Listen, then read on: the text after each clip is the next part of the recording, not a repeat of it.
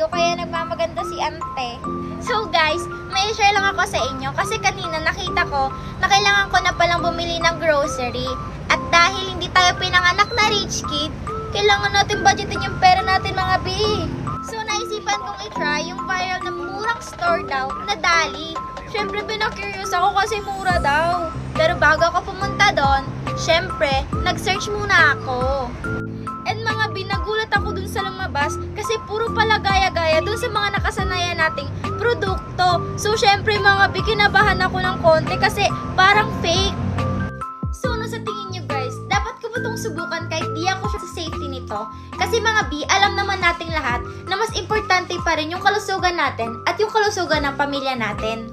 And mga B, mas lalo pa ako nagduda nang mabasa ko yung masamang experience ng ibang customer nila. Katulad na lang nito. Ito, at marami pang iba. Yes guys, buraot ako at gusto ko makamura pero ayaw ko ipahamak yung pamilya ko. So kayo guys, nasubukan nyo na ba yung Dali? Ano yung mga nag-experience nyo? Paki-comment naman sa comment section. Bye!